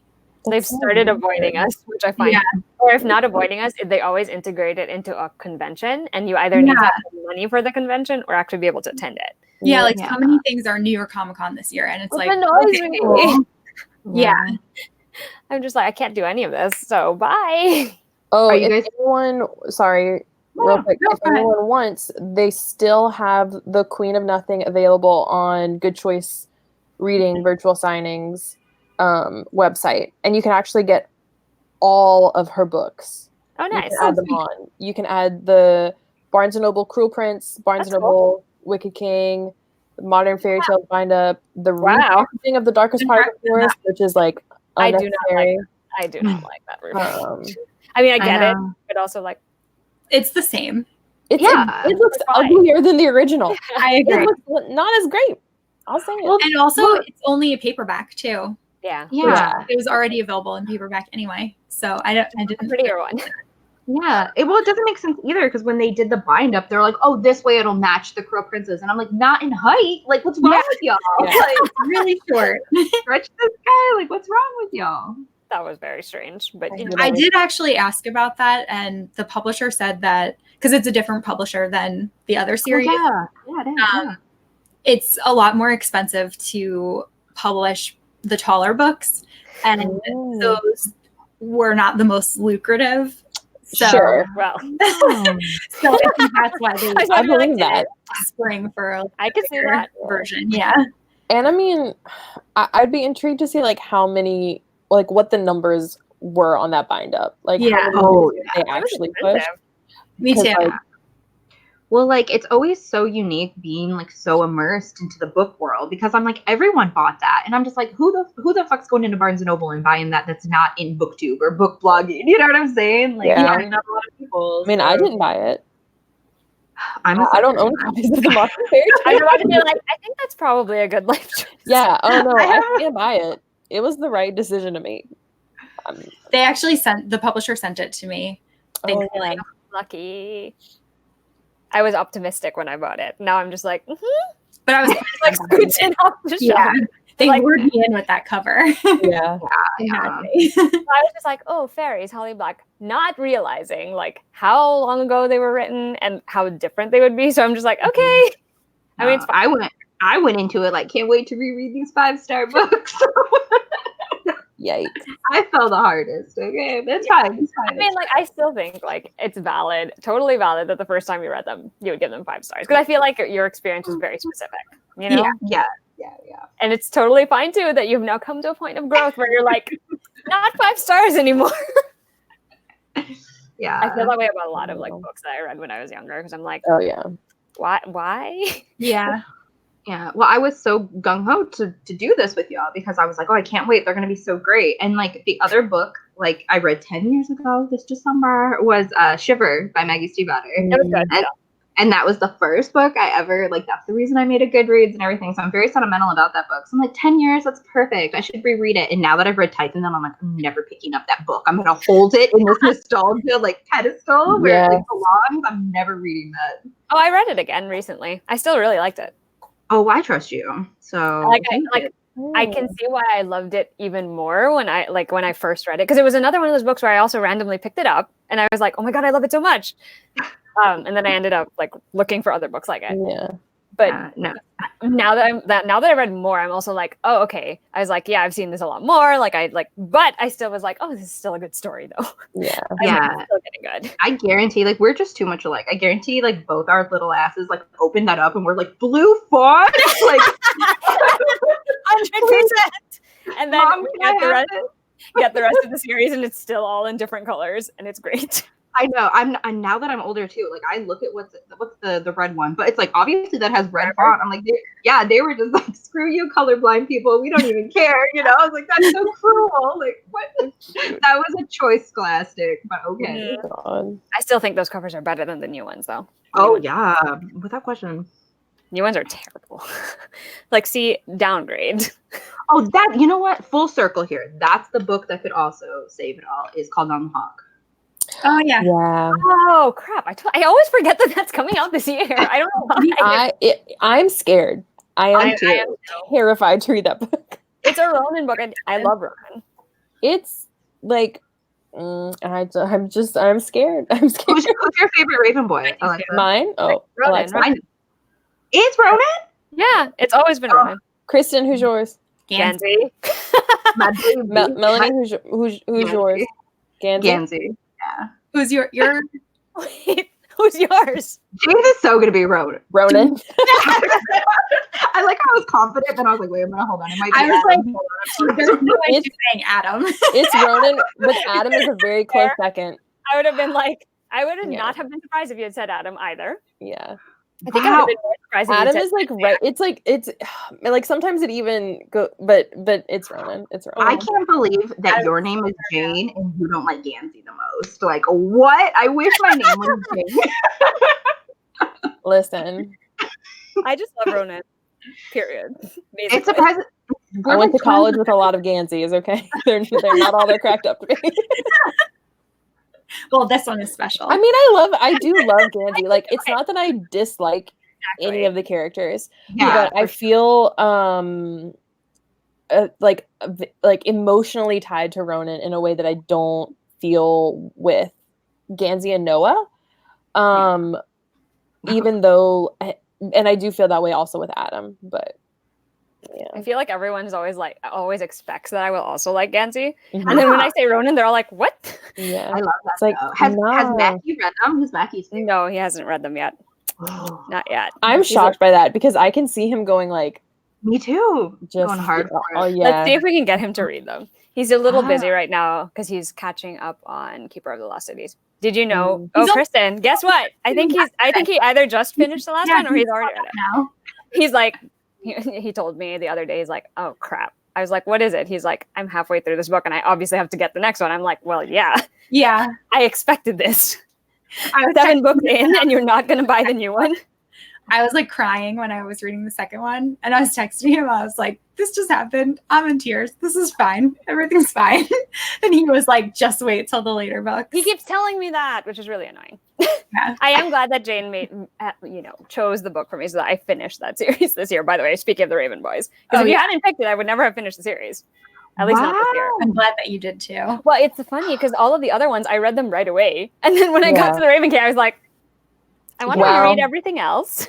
The Raven King is why I'm scared for Call Down the Hawk. Yeah. I think it helped that I knew everyone else kind of was like on the Raven King. And it still had its like good parts. Oh, yeah. Yeah. For sure. I really enjoyed it. Especially with Ronan and Adam. That book had a lot of good Ronan and Adam in it.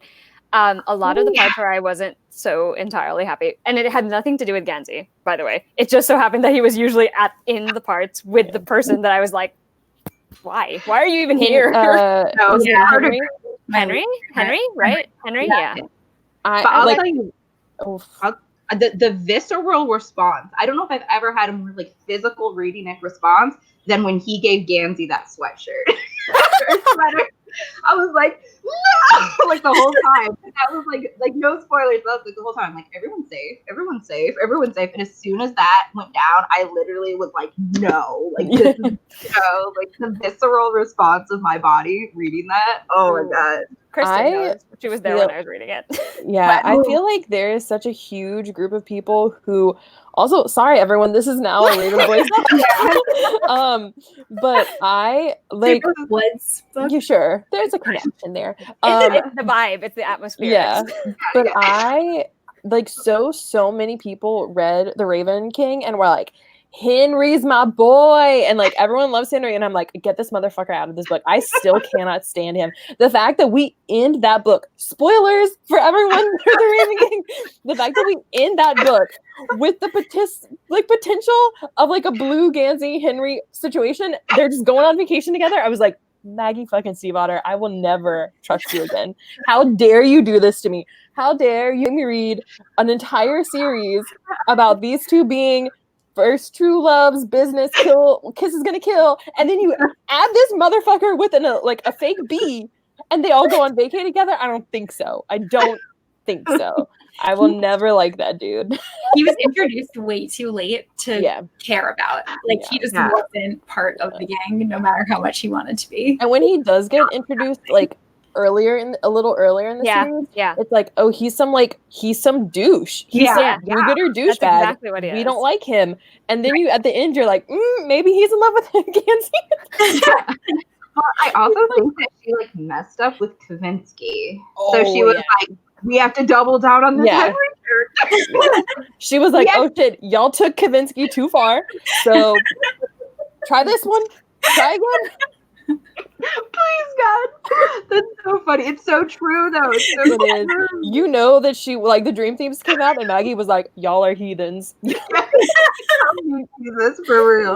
Oh my I God. always find it interesting when people are like, The Dream Thieves is my least favorite Raven Boys book. And It's I'm my like, favorite. It's my favorite. and I'm like, and it's not because it's not Blue Lily, Lily just, Blue. like, there's a line here. Listen, it's right here. It's right here. There's a line.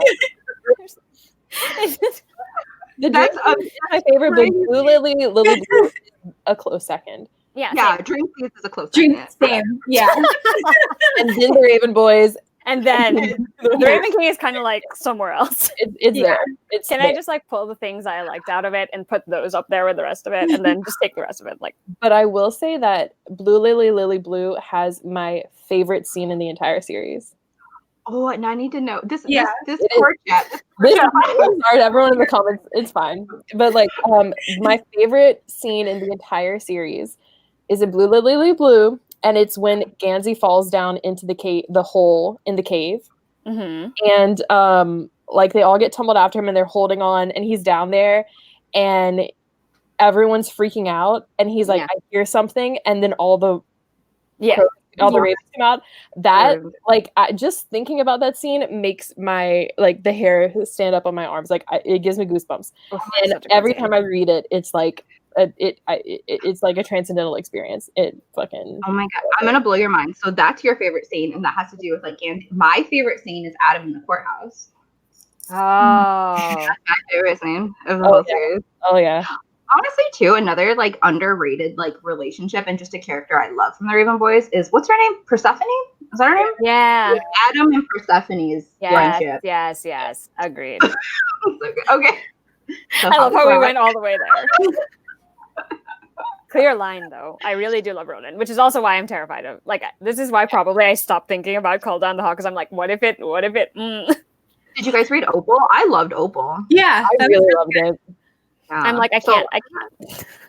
If she ruins Ronan for me, I will just be like, yeah, bye. Well, the thing with Maggie Stiefvater, like she's got her faults, like let's be real. But the thing is, Maggie Stiefvater is just a naturally gifted writer. She's like Laini Taylor. It's like that stuff. It's like you can't train that. You know, like you can get better and progressively get better writing. But certain authors were just like born to write. Her method for writing is so like because I went to a workshop she did she did a writing workshop, and like the way she talks about writing is so interesting to me because her first, and this will probably not surprise you guys, the first thing she focuses on is mood. Like that is her main thing when she starts thinking about a book. It's mood, and then she'll trickle that down to the setting and then into the characters. And I'm like, wow. I was like, this is great. I like this. This sounds exactly like something. It makes sense to me just knowing what her body of work is, because I'm like, yes, all of your books are basically a mood. Thank you. I really want to reread Scorpio Races. Which one?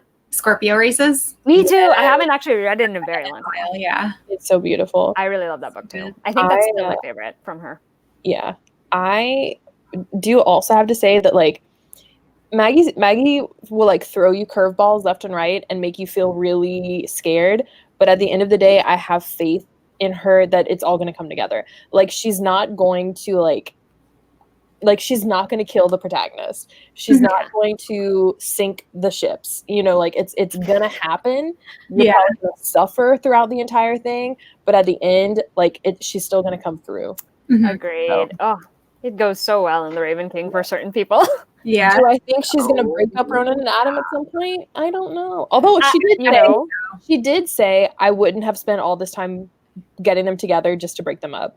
Because way earlier when the Ronan trilogy was first announced and stuff, she was more active on Tumblr and things like this.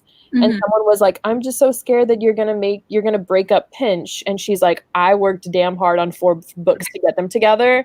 I'm not gonna pull that on you guys. It took so long, so don't. Yeah. By the way, I love that pretty much every single time that they talk about Ronan's feelings for Adam, it's always about a fire starting, something burning. I was like, thank you.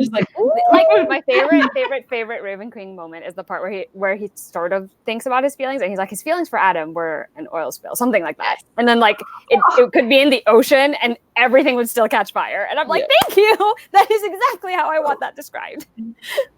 I love them so much. I really perfect. Do. Absolutely perfect. I know. I love Ronan. Clearly, we've gone way off topic. Wow. Sorry, guys. Do we have a breakdown yet for Cruel Prince? No. Okay, it's coming. I think we were all a little too like excited that we enjoyed Darkest Part of the Forest Yeah, so much that we were just like, yes, something good to talk about. We will have a breakdown soon. Very soon. Very soon. And the live show date soon. Live show date. Yeah.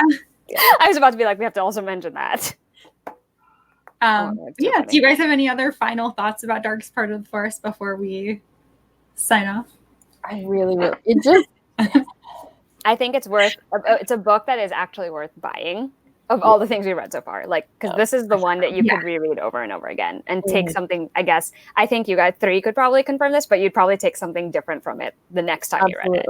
Yeah. Definitely. So, that's what I think. That's what I think. Also buy it with this cover, not with the weird one. Not the new one. Yeah. Just saying. Yeah. I loved it. Oh, what did you guys rate it? I don't think we said that, actually. 5 stars.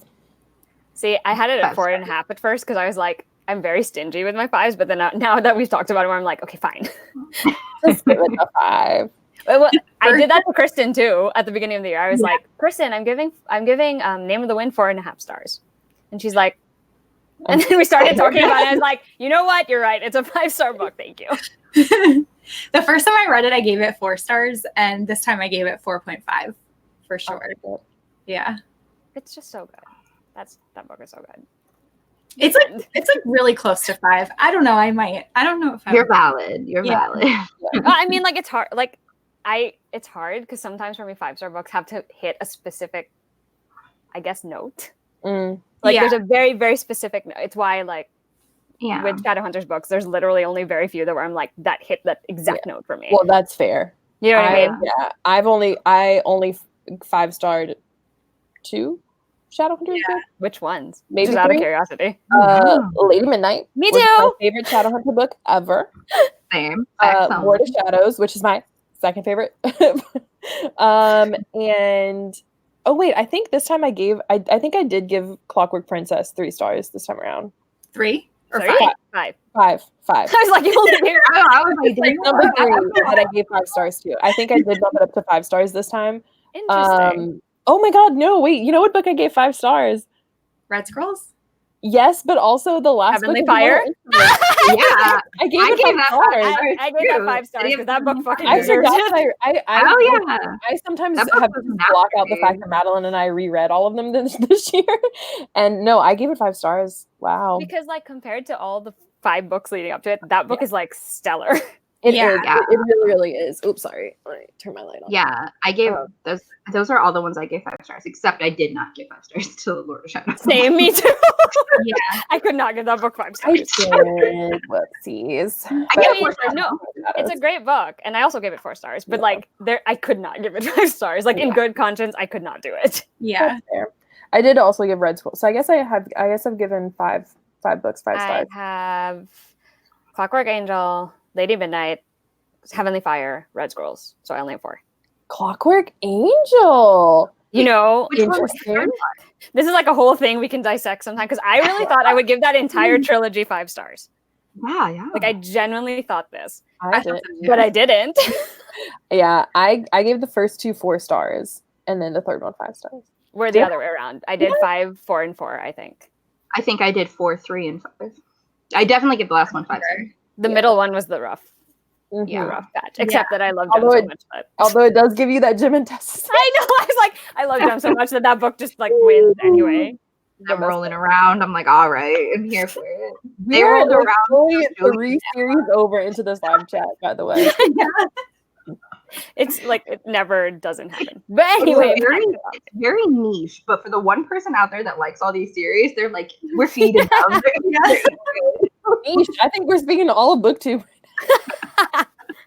I don't know. I feel like most of I feel like so many. Maybe it's just my close friends, but I feel like no one really likes the Raven Cycle except for us and like Lala. Like it was super popular, and now it's very popular to not like them. You like it. There's kind of like a. I feel like that always happens though. Yeah.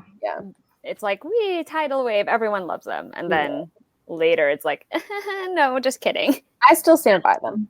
I really liked all of them still when I reread. I was scared too. I read them all and loved them, and then I reread them a couple years later, and I still loved all of them. I might reread them all. For Call Down the Hawk. Damn, am I gonna do that? I do it. I reread it. I listened to the entire Raven Boys audiobook in like a day and a half. I do not like the audiobook narrator. At the beginning I was like, but actually at the end I was like, it's fine. I just want to hear the story. I don't really care about this narrator. I thought he was like, at first took me a little bit to get into him, and then I was mostly fine until he did the women 300 Fox Way, their voices. Then I was just like, it really helps that I listen to them a little bit faster than one, because I can't do it at one, obviously. And then Blue Lily Lily Blue, when he does like the singing. Ooh, the Blue Lily Lily Blue song. No. That was very disturbing. Yeah. You should reread them though. They still hold up for me. Dream Thieves like still got me deep in my feelings. I was like, I have a lot of feelings right now. Yeah, I think I'm gonna reread them, I guess, in October. Do it. You're gonna have a winning month though, because you got the Cruel Prince, and then the Raven all around in October. I'm gonna have the Double Breakthrough, Cruel Prince, the entire Raven cycle. Throw in Lady Midnight just for the beat scene. Myself. Although I do think that like details to come, and like I don't know if we're gonna make it a thing, but Madeline and I were planning to reread all of the relevant books before Chain of Gold comes out. So we're going to reread the Infernal Devices, and then the stories, and all of the stories that deal with that crew. I mean, you know me, I'm just like gonna be down. Join us. You don't even have, at this point, anyone can just say Shadowhunter to me, and I'll be like, yes, what?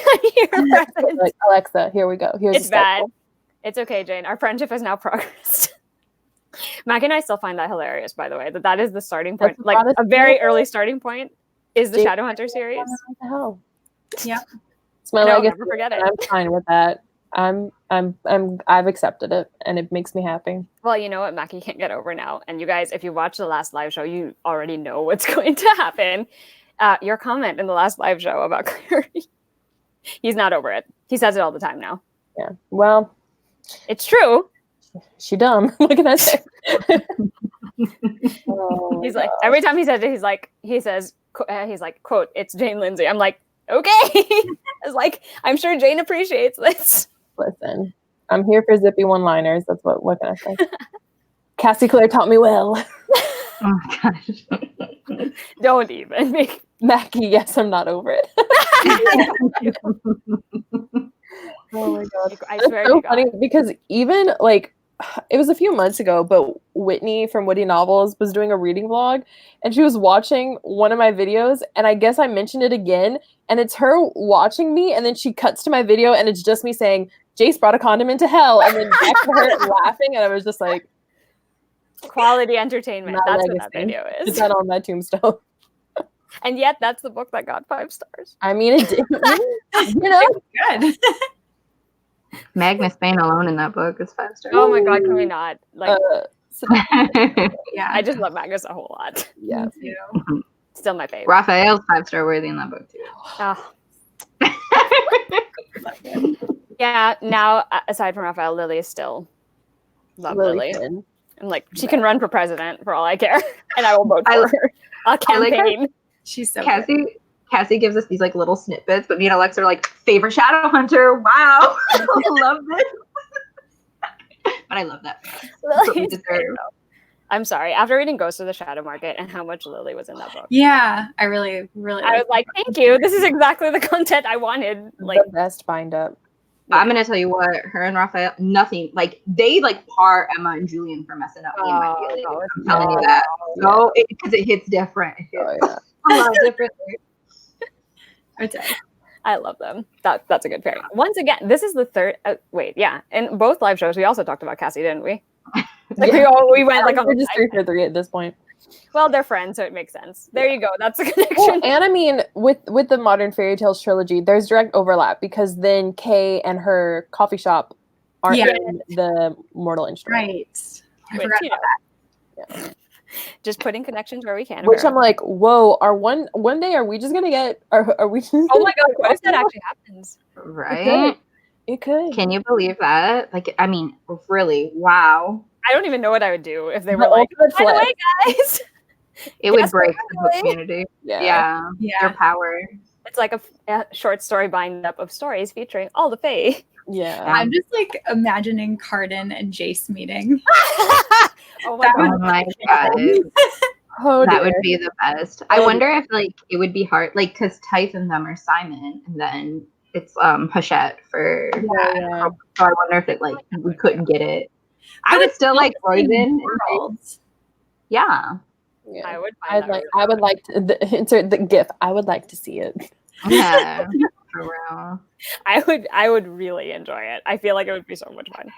It's funny too because there's no reason for me to act this way, but I'm just like I get like Carden compared to Jace, like no, I was like, Melanie, sit down. What are you doing? Like, come on. To be fair, is there really any chance of comparison between those two? Really? Oh no, there's no comparing, but Jace's personality and Carden's personality, I just feel like they would be the funniest. Like it'll be the best. But no, I totally know what you mean. But like people like in the community would be like, oh my, and I'd be like, no, okay, okay. I also would love for Alec and Magnus to show up and also mutually agree that Carden is good looking. Oh yeah, yeah. Oh my god, I'm gonna try Magnus and Carden. Oh, that would be fun. That hits a little different. Oh, that would be so good. I would enjoy that. I would also enjoy Emma and Jude. Yes. They would have oh my god, Alexa, you should make a blog post like this because I'm invested. Things that we need to happen. We need to send some emails. Like who can start we a talk grassroots campaign? Yeah.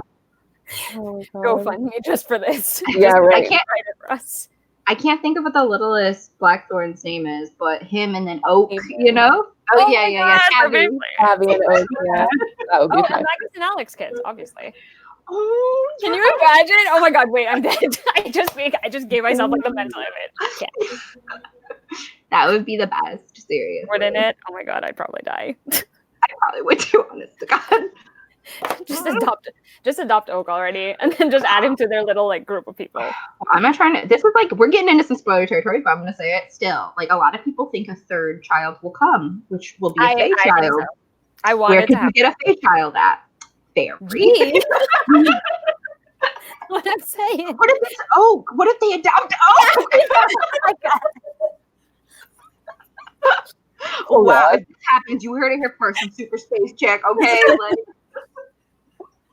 listen, sometimes crackpot theories work out. It'll always be like my crowning glory. It's like, was it Melly or Madeline? Someone who was like, one. Yeah. It was like, what? No, not King of Scars. Actually, that one is my crowning glory. But before Queen of Air and Darkness came out, it was like, what are your crackpot theories? And I was like, that Jim and Tessa are gonna adopt Kid, and then it fucking happened. And I was like, wow, call me Miss Cleo, because it's a moment. Oh my god, can we talk about that? It's like you see everything in this room, none of it compares to you. And I'm just, oh my god. I will cry on this live show if you say that. I will cry on this live show. Wow. Okay, do we have any closing remarks on the darkest part of the forest? It's been 2 hours. Yeah. I'm sorry. I mean, I think we talked about it pretty thoroughly in the beginning before we devolved into our other stuff. But definitely, if you were struggling with modern fairy tales, do not write off Holly Black. Yeah. Please read Darkest Part of the Forest, and your mind will just be changed forever. Yeah. And next month we start the Folk of the Air trilogy with the Cruel Prince, and the Lost Sisters novella. Shortly thereafter, we'll have the breakdowns and the live show information coming at you soon. This week, sometimes in the coming week, and we'll let you guys know. So I hope you continue to join because it's really about to pop off, y'all. This is what we've all been waiting for. Things are about to get real. And what happens when people stop being polite and start getting real? The real world fairy. Oh my god. I can't. Anyway. It's in Locke's mansion. Yeah. No. I don't want to be at Locke's house. Thank you. All right. So thank you guys for joining us, and congratulations if you made it this far. to our show. And again, we'll let you guys know everything very soon. So, bye. Bye.